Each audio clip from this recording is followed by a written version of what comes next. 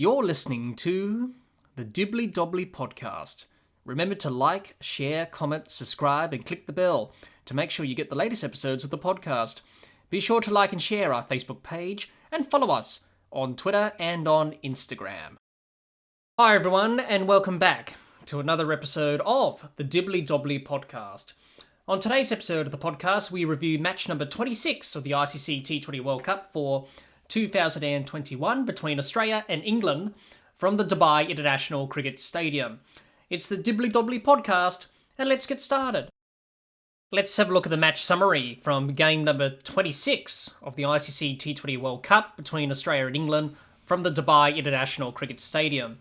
Australia batted first and made 125 all out from their 20 overs. Finch top scored with 44, and Jordan took 3 wickets for England. England in reply, 2 for 126 from 11.4 overs. Butler top scored with 71 not out. Agar and Zampa took 1 wicket each for Australia. England won by 8 wickets, and Chris Jordan was named man of the match. What were the key moments and key factors from this match between Australia and England? England's bowling taking wickets in the power play in Australia's batting innings, which put Australia under pressure and saw Australia having a batting collapse, which led to Australia posting 125, which wasn't enough. England's batting, the opening partnership between Butler and Roy of 66, was important for England and set up the victory for England to win by 8 wickets. Those were the key moments and key factors from this match between Australia and England. Let's have a look at both teams' performances with both bat and ball in this match. We'll start with Australia with their batsmen. Warner 1, Finch 44, Smith 1, Maxwell 6, Stoinis 0, Wade 18, and Agar 20. That's how the batsmen performed for Australia in this match against England. Australia's batting in this match was poor. There's nothing else to say about the performance, really. It was a poor performance in the end. Australia lost early wickets in the power play, which put Australia on the back foot early in their innings. As we know in T20 cricket, when you lose early wickets in the power play, you usually don't win too many games or post big totals. That's what happened in this match for Australia. They weren't able to post a big total because they lost wickets early in the power play, and they lost wickets at regular intervals throughout the innings as well. 1 for 7, 2 for 8, 3 for 15, 4 for 21, 5 for 51, 6 for 98, 7 for 110, 8 for 110, 9 for 119, and all out for 125. Also, the partnerships were lacking for Australia in this match as well. 7-1, 7-6, 30, 47, 12, 0, 9, and 6. Yet again, Australia lost early wickets, which hurt them in this match. And that's been a problem for Australia in T20 cricket, losing early wickets in the innings, and it just sets them back. And Australia got to stop doing that. They've got to stop losing wickets early. Obviously, Warner and Finch didn't really score the runs as they did against Sri Lanka in this match against England. Therefore, if Warner and Finch don't get Australia off to a good start and they lose them early, which they did in this match, obviously David Warner went early for 1, the rest of the batting will struggle and have a batting collapse. And that's what we saw in this match from Australia. So Australia got to stop losing these early wickets because it's hurting Australia and it's hurting them big time. And it certainly hurt them in this match against England. But the one positive Australia can take out of this match is that Aaron Finch scored some runs because he's been out of form. He made a good 44 and was the only batsman from Australia who scored some runs against England in this match. Top scoring with 44. Also, his partnership with Ashton Agar of 47 for the 6th wicket was handy for Australia to get them to that 125 score, which wasn't enough in the end, but at least they got him up to that 125 score. But Australia will be pleased that at least Finch is scoring runs and getting back to his old self. So that's good signs for Australia there.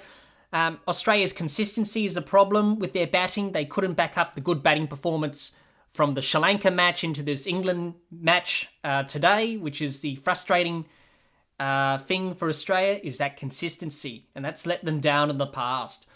Also, Australia's intent was lacking with the bat in this match against England. I was hearing Shane Watson on the commentary during the broadcast. He was talking about Australia's intent and how Australia weren't being positive and weren't being aggressive enough and allowed England's bowlers to bowl what they wanted to bowl to them. And they did, because Australia allowed England's bowlers to bowl what they wanted to bowl to the Australian batsmen. Australia didn't put the pressure back onto England's bowlers and didn't make them change their plans or the plans of Captain Owen Morgan.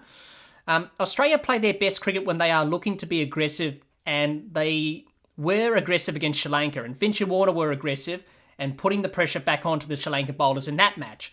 But unfortunately in this match, Australia didn't have that aggressive approach in this match against England. So that's something that Australia will need to address. Be aggressive, because Australia play their best cricket, especially when they're batting, when they're aggressive, looking to score and putting the pressure back on the bowlers. Unfortunately in this match, they got bogged down and they allowed the England bowlers to dictate terms and bowl what they wanted to bowl. In the end, we saw a batting collapse and Australia collapsed and posted a low total because of that lack of intent, and obviously the England bowlers just bowling well. So overall, a poor performance from Australia with the bat in this match against England. There's a lot of work to do ahead of the Bangladesh match. Let's have a look at the bowlers' performance in this match and talk about that. A wicket for Agar and Zampa. No wickets for Cummins, Stark and Hazelwood. Defending low total of 125 was always going to be tough to defend, especially against England's class batting lineup. Australia were under pressure with the ball, and England's batters, especially Josh Butler, put them under pressure. They didn't quite execute their lines and lengths and weren't consistent with their lines and lengths either. Didn't quite execute their skills with the ball, and it was just an overall poor performance from the bowlers, really. So nothing much to say about that. Overall, a disappointing performance from Australia in this match against England with both bat and ball. Let's have a look at England's team performance in this match with both bat and ball. We'll start with their batsmen. Roy, 22, Butler, 71 not out, Millard, 8, Bairstow, 16 not out. That's how the England batsmen went about things in this match against Australia. I thought England's batting was good in this match. Nothing else to add to that. They dominated with the bat in this match. Josh Butler batted well for his 71 not out, set the tone for England. He was aggressive and took the attack to the Australian bowlers. His partnership with Jason Roy of 66 for the first wicket set up England in chasing Australia's 125 and winning this match by 8 wickets. England's batsmen put the Australian bowlers under pressure and made the Australian bowlers change their plans with the ball, which saw the Australian bowlers mis-execute their lines and lengths and skills with the ball and were able to score runs freely in their innings. Whereas Australia allowed England's bowlers to bowl to them, which put Australia under pressure, and they lost wickets at regular intervals because they didn't have that intent like England had in their innings. Something that Australia can learn from England. Overall, England's batting was very good in this match against Australia. Good signs for England that their batting is firing and scoring runs. Hopefully for them, that continues for the rest of the tournament.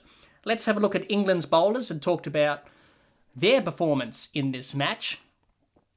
Livingston and Rashid took a wicket each, 2 wickets for Wokes and Mills, and 3 wickets for Jordan. That's how the England bowlers performed in this match against Australia. I thought England's bowling was very good in this match. They took early wickets in the power play, which put Australia under pressure, and on the back foot early. They had Australia 4 for 21 inside 6.1 overs. They did well to keep Australia to 125, which wasn't enough in the end for Australia. They executed their plans well with the ball. Their lines and lengths were consistent. They took wickets at regular intervals throughout Australia's innings. Everyone executed their role with the ball and contributed. Overall, a good bowling performance from England. Good signs for England that the bowlers are in form and picking up wickets. Overall, a dominant performance from England in this match against Australia. Let's have a look at both teams' potential 11s for their next match in this T20 World Cup. We'll start with Australia and their potential 11 for their next match against Bangladesh. Warner, Finch, Maxwell, Smith, Stoinis, Agar, Marsh, Wade, Inglis, Cummins, Stark, Zampa and Hazelwood. I think Australia will make 2 changes for their next match against Bangladesh. I think Mitchell Marsh and Josh Inglis to come in. Mitchell Marsh to replace Ashton Agar. Australia need that extra batter, and they could have used Mitchell Marsh in this match against England.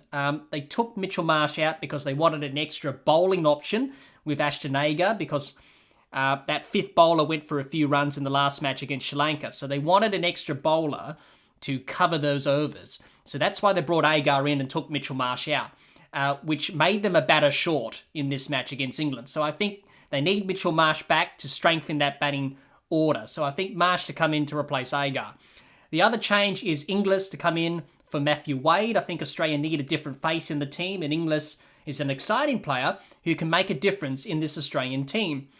Also, he's an aggressive player, and Australia need that type of player in the batting lineup. So I think those will be the two changes that Australia make.